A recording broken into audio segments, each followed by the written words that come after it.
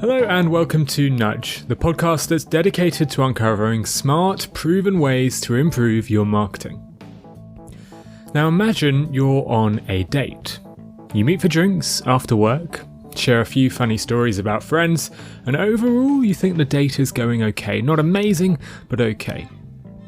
However, just as you're about to say goodbye, your date catches their leg on the table and slips, spilling beer all over themselves. Do you think a slip-up like this would make you think again about a second date? Well, if the Pratfall Effect is correct, then you're actually far more likely to meet up for another drink. The Pratfall Effect was discovered way back in 1966 by a Harvard psychologist named Elliot Aronson. In his study, Aronson recorded an actor answering a series of questions. In the first version of the experiment, the actor answered incredibly well, getting 92% of the questions correct. However, after answering the final question, the actor spills a cup of coffee all over his trousers. Then the actor recorded the exact same series of questions, again answering with a 92% accuracy, only this time he doesn't spill the coffee. The researcher then showed these two different versions to participants and asked them to rate the actor based on how likeable he was. When the actor spilled coffee, he was rated as considerably more likeable than when he didn't. In Aronson's words, the Pratfall Effect made the actor more appealing, increasing his approachability and making him seem more human. A similar study was carried out by a team at Swansea University in Wales led by Joe Sylvester.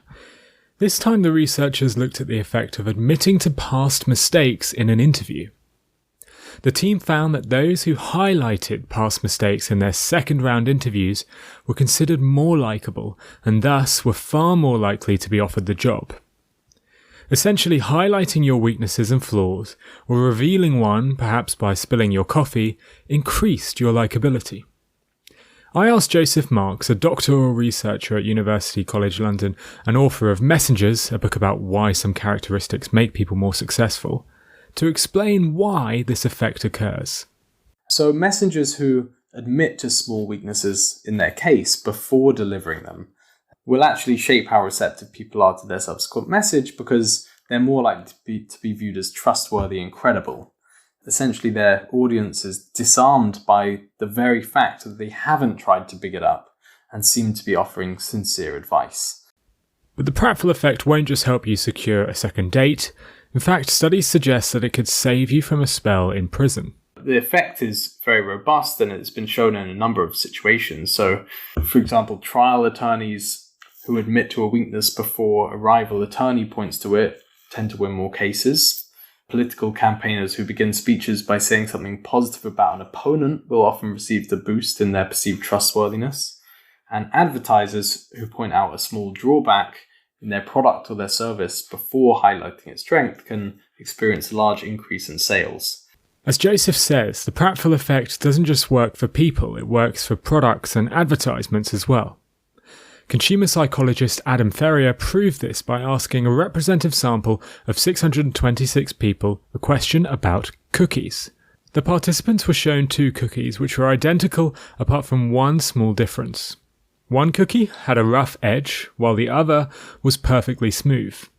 As you can guess, the cookie with the rough edge was overwhelmingly the favourite, with 66% of people preferring it. This study was repeated with a Polish chocolate spread brand called Lindo Lada. The company created two identical ads for their product. In the first, the condiment was neatly spread, and in the second ad, the chocolate was messily spread across the toast and even on the table beneath. After showing the ad to 5,800 participants, 63% declared that the imperfect version was preferred. Essentially, the Pratfall Effect increases the appeal of products and ads rather than detracting from it. However, there's a caveat. The Pratfall Effect doesn't work all of the time. Elliot Aronson repeated his experiment with the actor and the coffee spill, except in the new version, the actor only answered 30% of the questions correctly. Before, the actor was seen as competent, answering almost every question correctly, but in this version he showed his incompetence. Once again, the participants were asked to rate the actor's appeal, however this time, spilling the coffee actually made him seem less appealing. The Pratfall Effect isn't a purely positive effect. It makes competent people more likeable, but incompetent people far less liked. The same is true in the job application example. If the candidate hadn't impressed during the first round of interviews, then highlighting their mistakes in the second round was actually a costly tactic, reducing the chances that they would secure the job. In a similar vein, the effect only works if the imperfections, in say the cookie experiment, are not significant. When the study with the cookies was repeated, but the cookie contained a small streak of mold rather than rough edges, no participants chose the imperfect version. The flaw was simply too significant. Moving away from research, I asked Joseph about brands that use the Pratfall Effect in their marketing. A classic example, Marmite, whose slogan is you either love it or you hate it. So they're kind of putting it out there already that a lot of people are going to hate this product. You kind of know that, and you think, well, okay, you're being sincere with us. You're not trying to tell us everyone thinks it's great to appeal to a norm. You're mocking your own product, which people like, and they reward with kind of a perceived softer effect. In this way. And the approach is particularly successful if the audience is already aware of the weakness. So if you already know that a lot of people hate Marmite, and you're not going to be convinced if they say everyone loves our product, then this kind of strategy is going to be particularly effective because the damage has already been done anyway. Highlighting a flaw has consistently produced remarkable results for Marmite. In 2014, Unilever produced an 8-week campaign slightly tweaking Marmite's love it or hate it slogan. In this version, Marmite was pictured as being left at the back of the cupboard, unused and unopened for months. The campaign, called End Marmite Neglect, was highlighting the fact that for most consumers, Marmite is barely used. Yet in showcasing this weakness, sales soared. The brand saw a 14% increase in year-on-year sales, generating £37 million in additional revenue. In fact, the advert helped Marmite bag the 2014 Brand of the Year title at Marketing Week's Engage Awards. But Marmite wasn't the first to use this effect in advertising. One of the earliest examples was the 1959 American VW ad, which highlighted the flaws of their car, the Beetle. The ads, which featured a side-on picture of the car, contained Pratfall-inspired headlines. One wrote, "Why is our nose so stubby?" Another stated, "Ugly, but it gets you there." While a different ad included a line saying, "A VW won't go over 72 miles per hour, even though the speedometer shows a wildly optimistic top speed of 90. Attend any MBA branding course or flick through any recent marketing textbook, and you'll no doubt see endless advice on how to promote a product's benefits. But VW did the exact opposite, highlighting flaws and hardly mentioning positives. And yet, the campaign was ranked by Ad Age as the best ad of the 20th century, and importantly, helped sell cars. In 1963, VW sold 250,000 vehicles, more than any other imported car brand in America. You might think that this is because advertising was different in the 60s. Perhaps the competition was so small that advertising almost anything in a magazine would guarantee sales. Well, Avis disproved this in 2014 when the rental car company resurrected another campaign from the 60s that emphasised the Pratfall Effect. The ads showcased the company's unpopularity when compared to their main competitor, Hertz. Their slogan famously stated, "When you're only number 2, you try harder or else." The ad, which Richard Shotton documents in his book The Choice Factory, made Avis a profit of $1.2 million within 1 year of launching.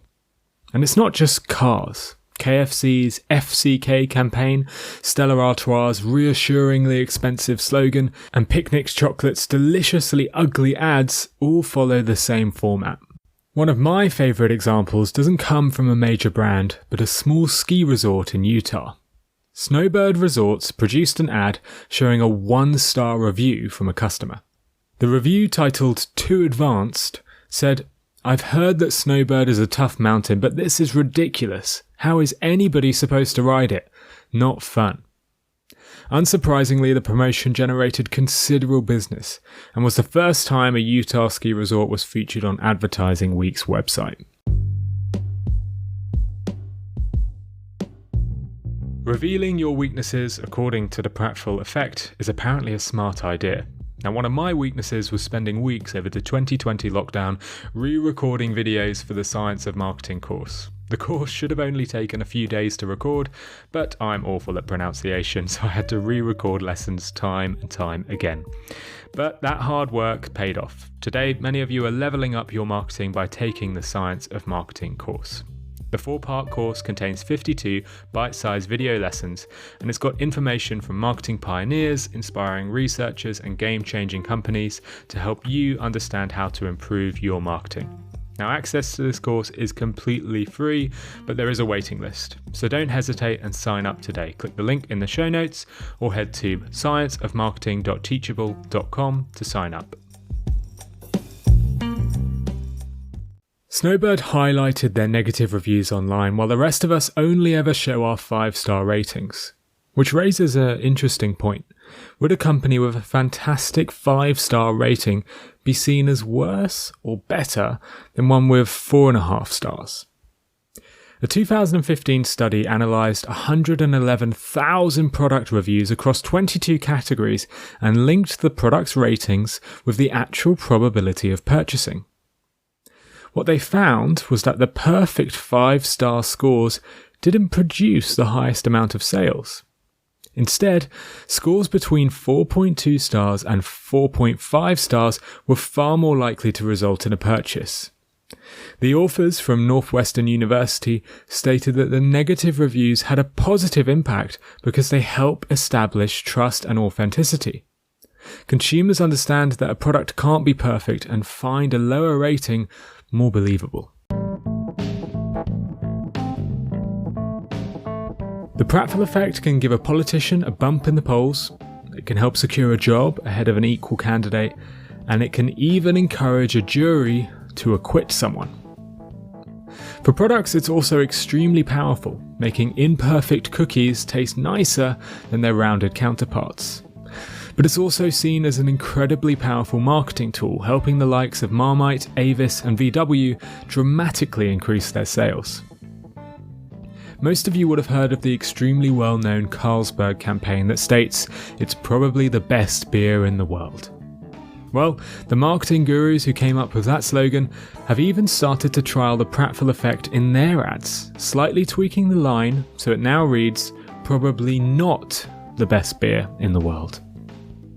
That's it from me today. If you want to find out more about the Pratfall Effect, I'd suggest reading Joseph Mark's books Messengers and Richard Shotton's The Choice Factory. Both go into great detail to explain how the effect works and how it's used in marketing. If you're enjoying Nudge, please leave us a review on Apple Podcasts. The podcast is probably not the best in the world, but a review from you could greatly help us. And finally, if you have any feedback or if you'd like to get in touch, send me a tweet to @nudgepodcast or email me on nudgepod@gmail.com. Anyway, thank you very much for listening to this imperfect episode of Nudge.